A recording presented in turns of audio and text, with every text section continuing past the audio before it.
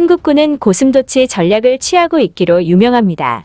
고슴도치 전략이란 우리를 건드리려면 국가의 명운을 걸어라라는 메시지를 보내 아무도 쉽사리 건들지 못하도록 만드는 것입니다. 한국은 비록 핵무기 사용은 불가능하나 초강력 비핵 정밀 타격 무기를 이용해 어떤 강대국에게든 심대한 타격을 줄 수 있습니다. 그 화력은 막강하여 한국의 국방부는 포방부 또는 비핵화가 만든 괴물이라고 불릴 정도이고, 패권을 노리는 군사 강대국들조차 한국을 공격하려면 적어도 팔다리 하나를 내어줄 각오를 해야 하죠. 그만큼 한국군은 극단적인 형태를 띠고 있으며 이를 잘 보여주는 것 중 하나가 바로 예비군입니다. 한국의 예비군 전력은 양적으로나 질적으로나 세계 최고 수준이라고 해도 과언이 아니고, 독도를 호시탐탐 노리는 일본인들조차 기를 쓰고 경계할 정도입니다. 한국의 기이한 예비군은 세계적으로 극찬을 받는 대상인과 동시에 해외 군사 전문가들의 분석 대상이기도 하죠. 그런데 얼마 전 밀리터리 웹진의 한국 예비군에 대한 다소 특이한 분석글이 올라와 일본을 발칵 뒤집어 놓았는데요. 바로 한국에 숨겨진 진짜 전력은 예비군이 아니라는 것이었습니다. 도대체 어떤 내용이길래 전쟁을 외치던 극우 일본인들마저 쫄게했는지 자세히 알아보죠. 해당 내용은 한국의 예비군은 특출나게 강하다는 내용으로 시작됩니다.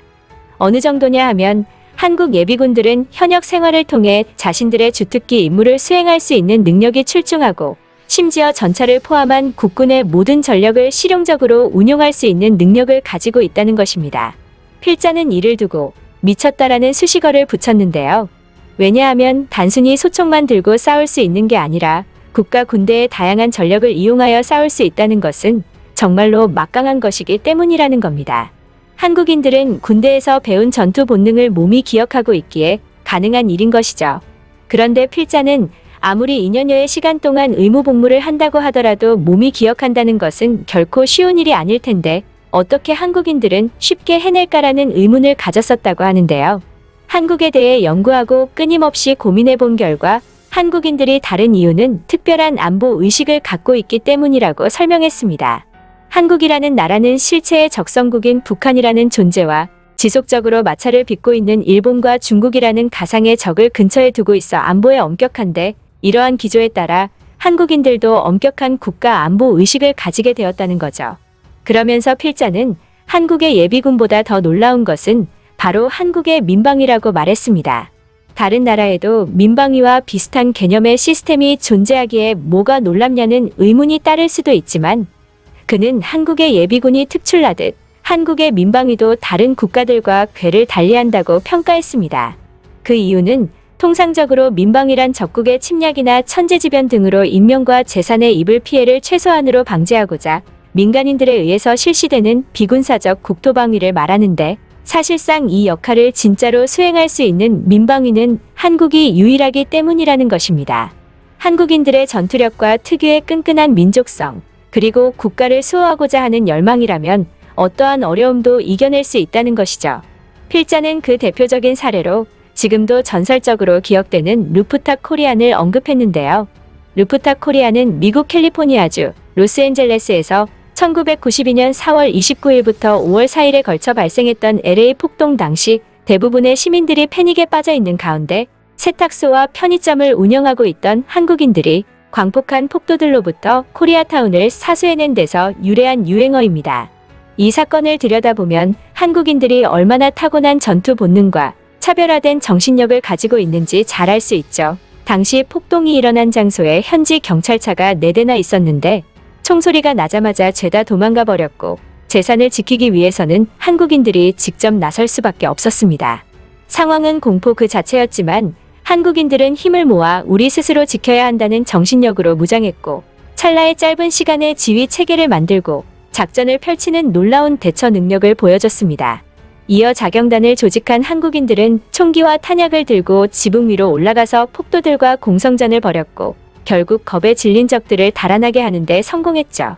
당시 미국 방송은 이를 보도하며 한인들의 활약은 대단했다, 징병제로 인해 한국에서 군복무를 한 경험이 예측 불허한 시가전에 큰 역할을 했다라고 분석했습니다. 결국 필자는 이러한 한국인들의 기괴함이 전시근로 소집으로 인한 민방위의 기여를 포함해 한국군이 전시 상황에서 최대 가용 인원을 600만을 넘어설 수 있는 말도 안 되는 군대를 만들 수 있었던 이유라고 진단한 것이죠. 그야말로 총력전에 최적화되어 있다는 것입니다. 실제로 민방위는 총을 들고 전투에 참여하지 않는 비군사 조직이지만 후방 지원이라는 현대전에서 가장 중요한 직책 중 하나를 맡는다고 평가받습니다.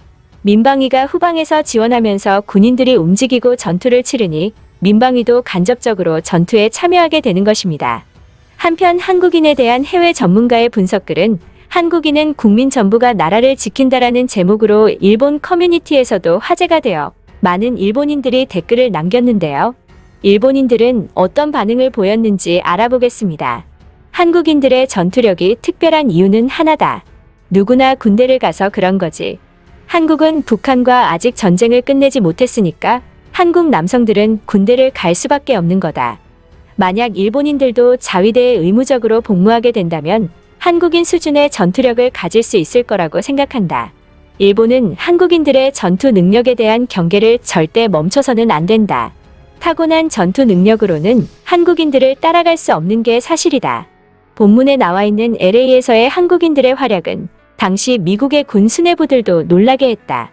어떤 사람은 한국군의 제식 기관단총인 K-1을 지니고 있었지. 어떻게 생각을 해도 한국과 전쟁은 안 된다. 한국인들이 전투력을 쓰고 싶어하는 대상이 일본은 아니겠지? 한국은 북한 때문에 군대를 가고 북한과 싸우고 있으니까 북한이 대상일 것 아닌가. 한국 내에선 반중 감정이 제일 심하니 중국도 나눠 가질 것이고 우리들만 아니면 됐다. 한국인들이 성질이 고약하고 잘 싸우는 이유는 가난에 찌들려 있어서 그런 거다.